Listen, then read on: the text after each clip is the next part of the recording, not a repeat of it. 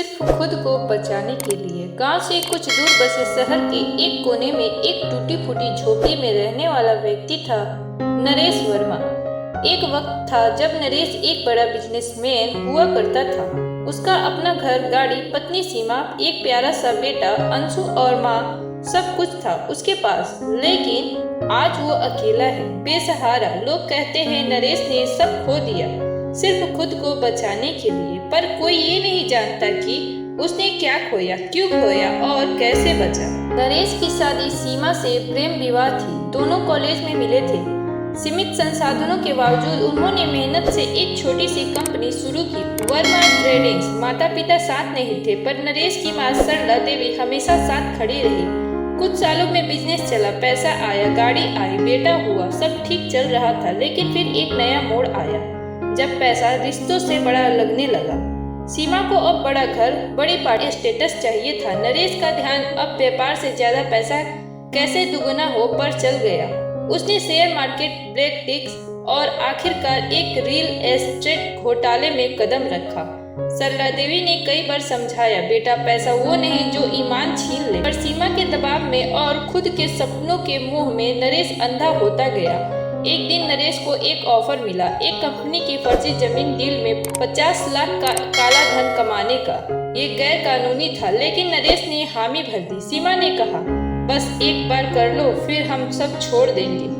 पर जब पहली बार कोई गुनाह होता है तो इंसान खुद को माफ कर लेता है, दूसरी बार से वो आदत बन जाती है। नरेश ने कई फर्जिया कंपनी बना ली, फर्जी दस्तावेज, जाली सिग्नेचर, सब कुछ। कई बेगुनाह लोग से फ्लैट के नाम पर पैसा लिया। एक दिन रेड पड़ी, पुलिस, सीबीआई, मीडिया सब घर के बाहर थे।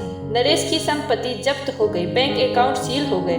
सीमा ने उसी रात कहा, मैंने तुम्हें कहा था ना, हम फंस जाएंगे। अब मैं और अंशु तुम्हारे साथ नहीं रह सकते।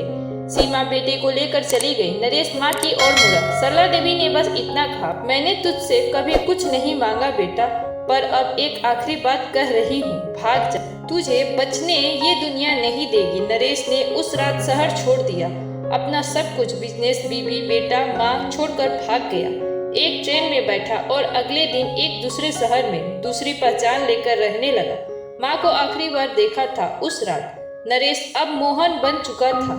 दिन में मजदूरी करता, रात में अपनी यादों से लड़ता। जब जब पैसे गिनता, चेहरों की कीमत याद आती। माँ की आंखें, बेटे की मुस्कान, सीमा की नाराजगी। एक बार हिम्मत कर घर लौटने की कोशिश की, पर पता चला माँ हार्ट अटैक से गुजर गई थी। अंतिम संस्कार भी पड़ोसियों ने किया। सीमा ने तलाक ले लिया और बेटे को लेकर विदेश चली गई। अब नरेश 60 के करीब है, उसी टूटी झोपड़ी में बैठा अपनी डायरी में सब लिखता है। कोई सुनने वाला नहीं है, कोई पूछने वाला नहीं है। कहता है, मैंने खुद को बचा लिया, पर जो खुद से जुड़ा था सब खो दिया। अब जो जिंदा हूँ वो सिर्फ इसलिए कि शायद कोई एक दिन मेरी कहानी सुने और मेरी तरह ना बने। नरेश की कहानी अब एक एनजीओ वाले सुनते हैं और उसकी डायरी को उसने सब कुछ खो दिया सिर्फ खुद को बचाने के लिए नाम से छापते हैं। वो कहानी अब हजारों युवाओं को पढ़ाई जाती है कि गुनाह जब सिर्फ खुद को बचाने के लिए किया जाए तो इंसान जिंदा तो रहता है मगर अकेला।